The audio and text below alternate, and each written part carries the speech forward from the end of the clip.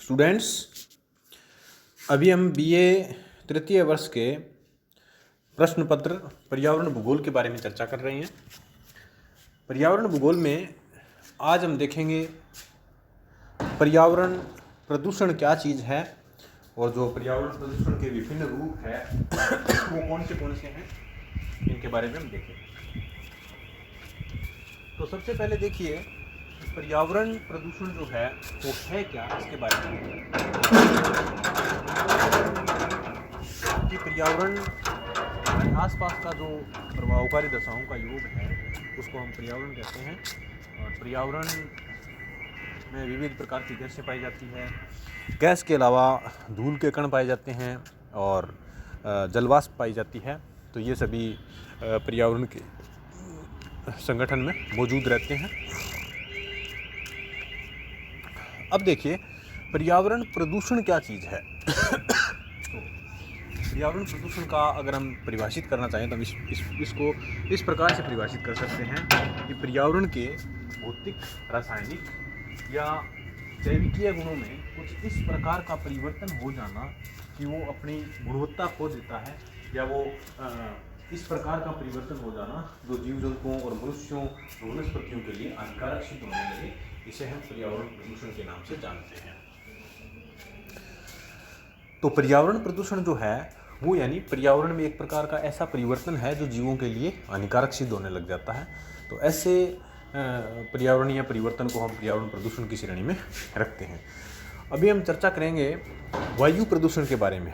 तो वायु, जैसा कि हमें विदित है कि वायु विविध प्रकार की गैसों का मिश्रण होती है और इसमें जब कुछ इस प्रकार का परिवर्तन हो जाता है कि यह जीवों के लिए या वनस्पतियों के लिए या मनुष्य के लिए हानिकारक सिद्ध होने लग जाए तो हम इस प्रकार की वायु को प्रदूषित वायु की संज्ञा देते हैं। तो देखते हैं वायु प्रदूषण के बारे में। देखिए वायु जो है वो जीवमंडलीय वृहद पारिस्थितिकी तंत्र का महत्वपूर्ण तत्व है। यह एक रंगहीन, गंधहीन तथा स्वाद रहित पदार्थ है। वायु गतिशील या मोबाइल या नमनशील, इलास्टिक तथा संपीड्य या कंप्रेजिबल भी है। तो इस प्रकार से यानी वायु की ये विशेषताएं होती है और ये हज़ारों किलोमीटर की ऊंचाई में वायुमंडल में पाई जाती है। और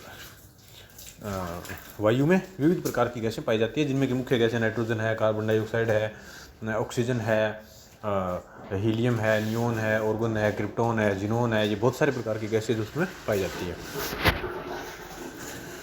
तो वायुमंडल के संगठन में जैसा कि विभिन्न प्रकार की जो गैसें पाई जाती है उनमें हम जो शुद्ध शुष्क वायु है उसमें 9 प्रकार की गैसें पाई जाती है, ऐसा माना जाता है। और उन 9 प्रकार की गैसों में है oxygen, nitrogen, organ, carbon dioxide, hydrogen, helium, neon, krypton तथा जेनोन है। अभी हम देखते हैं वायु प्रदूषण है इसके स्रोत। तो वायु प्रदूषण के बारे में हम देखते हैं कि वायु प्रदूषण क्या है और उसके स्रोत क्या है, इसके बारे में चर्चा करते हैं। देखिए इसकी परिभाषा जो है वो है कि वायु के भौतिक, रासायनिक या जैविक गुणों में ऐसा कोई भी अवांछित परिवर्तन जिसके द्वारा मनुष्य के जीवन या अन्य जीवन परिस्थितियों, हमारे औद्योगिक प्रक्रमों तथा हमारे सांस्कृतिक संपत्ति को हानि पहुँचे अथवा प्राकृतिक संपदा नष्ट हो, उसे वायु प्रदूषण कहते हैं। विश्व स्वास्थ्य संगठन WHO के अनुसार वायु प्रदूषण उन परिस्थितियों तक सीमित रहता है जहां बाहरी परिवेशी वायुमंडल में दूषित पदार्थों की सांद्रता मनुष्य तथा पर्यावरण को हानि पहुंचाने की सीमा भी बढ़ जाती है। तो सामान्य अर्थ में प्राकृतिक तथा मानवीय स्रोतों से उत्पन्न तत्वों के द्वारा वायु में मिश्रण से उत्पन्न असंतुलित अवस्था को वायु प्रदूषण कहते हैं।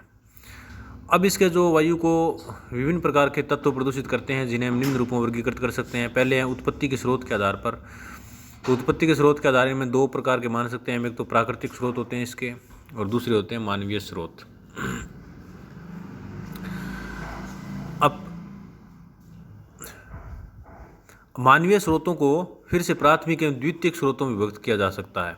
दहन क्रिया या कंब्यूशन, खनन क्रिया तथा औद्योगिक क्रिया द्वारा छोड़े गए जो पदार्थ हैं उनको प्राथमिक मानवीय स्रोत में तथा रासायनिक क्रियाओं को द्वितीयक मानवीय स्रोतों में सम्मिलित करते हैं। रासायनिक संगठन के आधार पर अगर हम इनका वर्गीकरण करें तो इसको हम मान सकते हैं, इस आधार पर वायु प्रदूषण के स्रोतों को कार्बनिक तथा अकार्बनिक नामक दो प्रदूषकों में विभाजित करते हैं। ये जो सारणी दी हुई है, सारणी में स्पष्ट किया हुआ है कि प्रदूषकों के आकार एवं घनत्व के आधार पर वायु प्रदूषण के स्रोत, उत्पत्ति स्रोत के आधार पर प्राकृतिक और मानवीय, फिर प्राकृतिक भी ज्वालामुखी, वनाग्नि, तूफान, कोहरा, ये कई भागों में है, और मानवीय स्रोत जो है उनमें दहन द्वारा, उद्योगों द्वारा, कृषि कार्यों द्वारा, विलायकों द्वारा, रेडियोधर्मिता द्वारा, कई प्रकार का है ये। और उसके पश्चात है कार्बनिक या जैविक स्रोत तथा अकार्बनिक या अजैविक स्रोत। आकार एवं घनत्व के आधार पर इसमें हम रखते हैं विशिष्ट स्रोत और विविध स्रोत, और स्रोत के प्रकार के आधार पर हम इसमें मानते हैं स्रोत के नाम, जैसे वाहनों के द्वारा दहन द्वारा, औद्योगिक क्रिया के द्वारा, स्थिर दहन द्वारा आदि। अब जो चौथा प्रकार इसमें हम कर रहे हैं स्रोत के प्रकारों के आधार पर, तो इसमें वायु को प्रदूषित करने वाले प्रदूषक निम्न प्रकार के होते हैं: औद्योगिक प्रक्रिया द्वारा निःसृत प्रदूषक, वाहनों में दहन द्वारा निःसृत प्रदूषक, और स्थिर दहन द्वारा निःसृत प्रदूषक, और ठोस अपशिष्ट पदार्थों से निःसृत प्रदूषक। अब हम इसके वायु प्रदूषण के प्राकृतिक स्रोतों के बारे में जानते हैं। तो वायु प्रदूषण करने वाले प्राकृतिक स्रोतों में ज्वालामुखी उद्गार से उत्पन्न प्रदूषक धूलकण, राख, धूम्र, कार्बन डाइऑक्साइड, हाइड्रोजन तथा अन्य गैसें, और दो अंतरिक्ष से प्राप्त तत्व, उपग्रह तथा अवांतर ग्रह आदि की टक्कर से उत्पन्न धूल आदि, और प्राथमिक उत्पादक अरे पादपों से वाष्पोत्सर्जन के दौरान निःसृत जलवाष्प तथा श्वसन दौरान निर्मुक्त कार्बन डाइऑक्साइड, वनाग्नि से उत्पन्न गैसें एवं धुआं, बैक्टीरिया एवं कवक से उत्पन्न बीजाणु तथा वायरस आदि प्रमुख हैं। तो ये जो प्राकृतिक स्रोतों से जो वायु प्रदूषण होता है उनमें इन चीज़ों की गणना की जाती है। दूसरा है वायु प्रदूषण के जो मानवीय स्रोत हैं वो, तो मानवीय स्रोत जो हैं ये ही सर्वाधिक महत्वपूर्ण हैं प्रदूषण की दृष्टि से, क्योंकि प्राकृतिक स्रोतों से जो प्रदूषण होता है उसकी प्रकृति उसका संतुलन कर देती है, तो वो बहुत ज़्यादा हानिकारक सिद्ध नहीं होता। लेकिन जो मानवीय स्रोतों से होने वाला प्रदूषण जो है वो ज़्यादा हानिकारक होता है। तो इस प्रकार से इन्हीं पर हमारा ज़्यादा फोकस रहेगा। तो हम देखते हैं मानवीय जो प्रमुख स्रोत हैं प्रदूषण के वो कौन से हैं।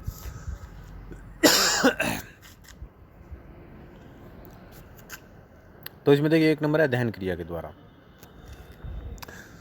दहन क्रिया यानी किसी भी वस्तु को जब जलाते हैं तो जलने से विविध प्रकार की गैसें निकलती है, जैसे कार्बन डाइऑक्साइड है, कार्बन मोनोऑक्साइड है, या अन्य कई प्रकार की गैसें हो सकती हैं, और ये किसी भी वस्तु को जलाने से उत्पन्न होती है, कम या अधिक मात्रा में निश्चित रूप से उत्पन्न होती है।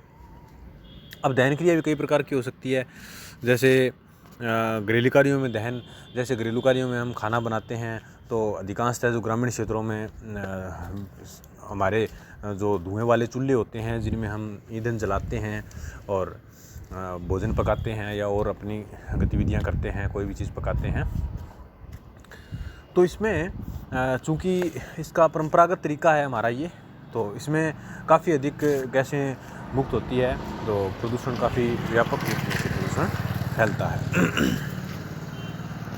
दूसरा है ताप विद्युत ऊर्जा के लिए दहन। ताप विद्युत के लिए जैसे हमें विद्युत की आवश्यकता होती है, और विद्युत के लिए हम तापीय विद्युत उत्पन्न करने में कोयले को जलाते हैं, कोयले का उपयोग करते हैं।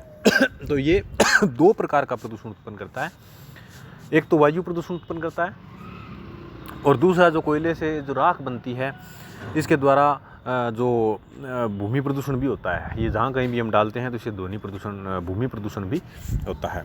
तो इस प्रकार से ताप विद्युत जो है वो प्रदूषण में बहुत ही बड़ा इसका होता है, योगदान होता है। कोयले के दहन से सल्फर डाइऑक्साइड और कार्बन के ऑक्साइड तथा अन्य गैसें एवं धुआं उत्पन्न होते हैं, तो ये प्रमुख गैसें होती है इसमें। इसके अलावा वाहनों में दहन वर्तमान बहुत सारे प्रकार के वाहनों का उपयोग करते हैं, और जैसे जैसे विकास होता जाता है वाहनों की संख्या और वाहनों की गतिशीलता बढ़ती जाती है, लेकिन वाहनों में हम जो ईंधन डालते हैं, पेट्रोल डालते हैं, डीजल डालते हैं, उसके दहन से प्रदूषण उत्पन्न होता है। तो ये भी प्रदूषण का एक बहुत बड़ा स्रोत है। इसके अलावा अन्य कार्यों में बहुत सारी क्रियाएं जो है वो वर्णित की जा सकती है। शादी विवाह आदि के समय आतिशबाजी, पटाखे वगैरह, त्योहारों पर पटाखे वगैरह जब बजाते हैं, चलाते हैं, इसमें भी प्रदूषण काफ़ी अधिक होता है। नंबर 2 है औद्योगिक निर्माण प्रक्रिया के द्वारा। तो जो औद्योगिक क्रांति आई यूरोप में, उसके पश्चात चूँकि इंडस्ट्रीज जो पहले हस्तचालित थी या हम हाथ से जो कार्य करते थे, उसमें मशीनों से कार्य करने की प्रवृत्ति बढ़ी और उसके परिणाम स्वरूप ईंधन को जलाने का कार्य भी काफ़ी बढ़ गया।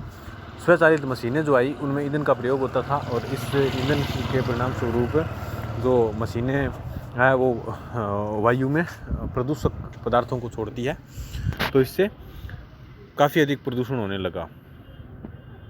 और कई बार इस जो हमारी ये जो औद्योगिकरण की प्रक्रिया जो है, इसके दौरान कई बार कुछ ऐसी त्रासदी भी हो जाती है जिससे बहुत ज़्यादा बड़े पैमाने पर प्रदूषण होता है। जैसे 2-3 दिसंबर 1984 की मध्य रात्रि को भोपाल में एक अमेरिकी यूनियन कार्बाइड के गैस संयंत्र में जहरीली गैस मिक यानी मिथाइल आइसोसाइनाइड के रिसाव के कारण 4000 से अधिक लोग मौत के शिकार हो गए थे और अन्य शारीरिक रूप से अपंग हो गए थे, विकलांग हो गए थे। तो यानी इस प्रकार की घटनाएं भी घटित हो जाती है, जिससे कि प्रदूषण भी होता है और हमें जन धन की हानि भी होती है। इसके अलावा कृषि कार्यों के द्वारा है, तो कृषि कार्यों में वैसे कोई बहुत बड़ा प्रदूषण इसमें नहीं होता, लेकिन फिर भी कुछ जैसे कई फसलों को जलाते हैं, जैसे चावल की जो फसल है उसमें से चावल निकालने के पश्चात उसको जला देते हैं, तो उसका जो सूखा भूसा जो बचता है उसको जब जलाते हैं तो उससे विविध प्रकार की गैसें निकलती है जो कि वायु प्रदूषण में योगदान देती है। और इसके अलावा अन्य कृषि कार्यों में भी कुछ न कुछ वायु प्रदूषण अवश्य होता है। तो लेकिन ये वायु जो कृषि कार्य जो है वो वायु प्रदूषण में बहुत बड़ा स्रोत नहीं है, सिवाय फसलों को जो जलाते हैं, सूखे भूसे को जलाते हैं, उसको छोड़ के। अब नंबर 4 है विलायकों का प्रयोग। तो प्रकृति में अनेक प्रकार के छिड़काव, रंग तथा फर्नीचर को चमकाने या पॉलिश वाले विभिन्न विलायकों या सॉल्वेंट्स का प्रयोग किया जाता है। अधिकांश विलायक उड़नशील हाइड्रोकार्बन पदार्थों के होते हैं। छिड़काव, रंग या स्प्रे पेंट तथा चमकाने या पॉलिश के दौरान ये पदार्थ सूक्ष्म कणों एवं वाष्प के रूप में वायु में मिलकर उसे प्रदूषित करते हैं। तो ये प्रदूषण के बहुत बड़े स्रोत होते हैं। इस प्रकार रेडियोधर्मिता द्वारा आणविक ऊर्जा का जो नवीन स्रोत है एक, तो इसमें हम जो वायु ये जो करते हैं नाभिकीय विखंडन प्रक्रिया है, संलयन प्रक्रिया है, ये जो हम करते हैं अपने विभिन्न उद्देश्यों की पूर्ति के लिए, तो इसके द्वारा भी काफ़ी प्रदूषण होता है। इसी प्रकार से कि कुछ घटनाएं भी हो जाती है, जैसे रूस में दिसंबर 1986 में चेरनोबिल परमाणु के जो परमाणु की जो फैक्ट्री थी उसमें रिसाव के कारण से मानवीय असावधानी का उदाहरण है, जिसके कारण हजारों व्यक्ति मौत के ग्रास हो गए थे। और इसमें एक उनके भूतपूर्व मिखाइल गोर्बाचोव जो शासन सुप्रीमो थे, उनकी मौत हो गई थी। तो इस प्रकार से ये घटनाएं भी घटित होती रहती है।